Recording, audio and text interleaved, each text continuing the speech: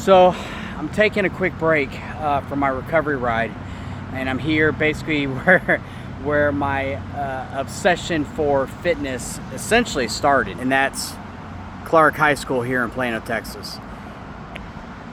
You know, it's interesting because I had a meeting with my cardiologist yesterday, and I'm 2 months post-op from my thrombectomy surgery from that blood clot in my leg. And I've had to really push down the intensity and really kind of dial it back. And he gave me the green light yesterday to say, hey, you can start pushing the intensity up on your riding and on your workouts because, I've healed up enough. I've taken my time. I've worn my compression sock, and I'm down in weight, which helps obviously with a lot of variables. But it got me to thinking because, I'm 50, I'll be 52 in a few weeks. Actually, next week, I'll be 52 next week. And it takes something like this to put things in perspective. And I always thrive on really challenges and setting goals for myself. That's one of the reasons why I love doing the Hotter Than Hell every year, because it's a goal. How fast can I do it? How well can I do it? What metrics can I improve on? And it got me to thinking that the last basically 2 months, I've made small little changes in my diet. I've made small little changes in my activity, and I've seen pretty significant progress. I'm down 15 pounds, which is good. My blood pressure is improving, which is good. My sleep quality is definitely improving, which is good. And it's interesting because we as a society have this perception to think that in order to see change, you have to make radical changes with your diet, radical change with your training. Now, granted, if your goal is to drop 5 pounds in the next 5 weeks, you need to lose two or three dress sizes for this event coming up in a month and a half, then yeah, you do have to make radical changes and you have to be very dedicated with it. But for overall health perspective, making small changes can make an astronomical difference as far as how well your health is, how your performance is, and how your overall outlook on life is. I've done challenges in the past 30 years, both as a, athlete, I use that word very, very sparingly, but as an athlete, someone who basically is a very, very, very amateur athlete, but also as a trainer, as a coach. And a lot of those changes I kind of made more radical than they needed to be.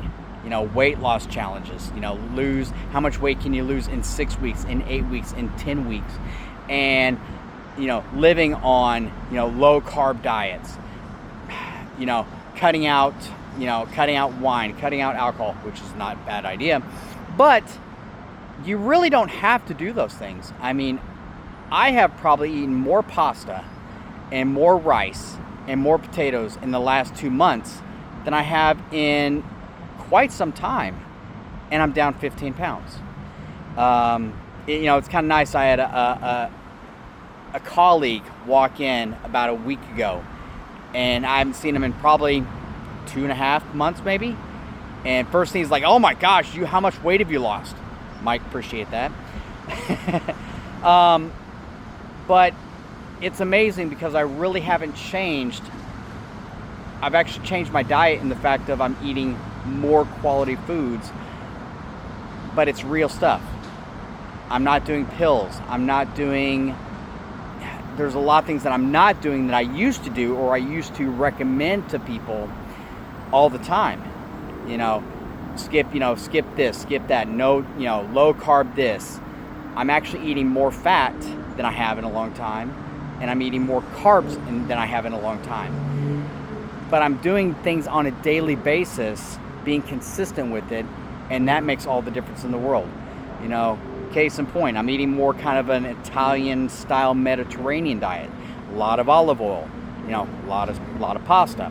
Now granted, I make my own pasta a lot of times, but I also go out and get quality pasta. I don't get a lot of the stuff that you can get at the grocery store, you know, that's in the blue box and red box, and I'm not gonna go there.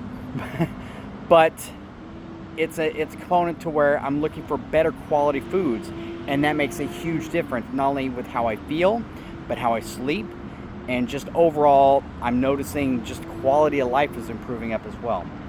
So here's what I'm doing, because it's basically the end of the first part of the year, and we're going into the second part of the year. So we have 6 months until 2027. And I know I've done challenges in the past. You know, I was it 2 years, lose 50 pounds by my 50th birthday. And I got really, really close to that. I think I got down to like 40, 45, 46 pounds by my 50th birthday. Was able to maintain a good amount of that off. But, you know, it's like anything else. Weight creeps back on. And I'm nowhere near what I was a couple years back, but I'm still not where I want to be. And I know I want to be better, not only for myself, but for my family, for my kids, you know, and now for my, you know, just everybody. And so what I'm going to do is I'm going to start a journey. I'm going to start a process of how much can I improve, not only on a fitness level, but how much can I improve by the end of the year. And actually not by the end of the year, but how much can I actually maintain and improve by the end of the year, by the end of 2026.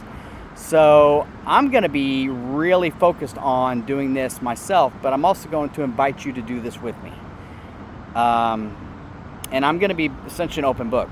I'm going to be talking about my aerobic workouts, which a lot of it is this obviously, but my weight training workouts, which have significantly decreased over the last 2 months because obviously recovering from surgery, my nutrition, my sleep, how I approach things, but also what I do daily. If you notice, a lot of I will actually get out and do a bike run in the evenings with my dog, and I do that Monday through Thursday. Friday I take off, but then I'll do it again on Saturday. And this is a way that it keeps me consistent, keeps me accountable, because I know that he needs me to be accountable to him as well. So I'm going to do things a little different with this. As much as it pains me to do this, I'm going to go out and get a DEXA scan, and I'm going to share that with you, so we can actually see really accurately how much improvement you can make in a not necessarily a short period of time, but a consistent, and a looking at from a longevity standpoint. I'm going to look at blood work.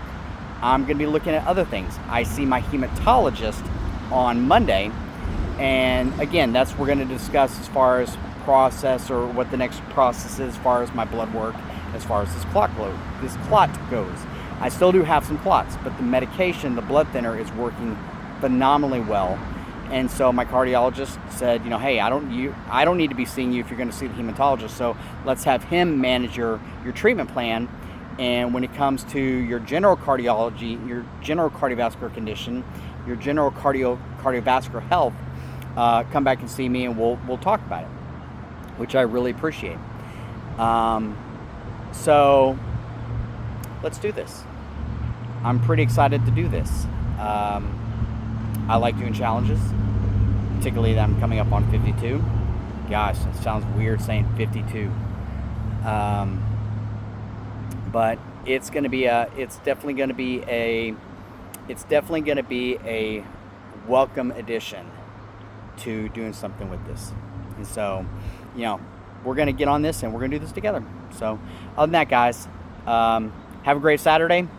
Tomorrow I plan on getting on the bike. I'm going to be going down to the Trinity River bottoms, and I'll probably my goal is to get around 60 miles, heading out towards Irving, past Loop 12 maybe, and come back and take a lap around White Rock and see where it goes from there. But again, we'll see how that happens. So anyway, guys, hope you're having a great day. Get outside, do some walking, do some running, doing some jogging. Get out, do whatever. Do some things with the family. That's the important thing. And remember, keep things in perspective. All right, guys, we'll see you next time.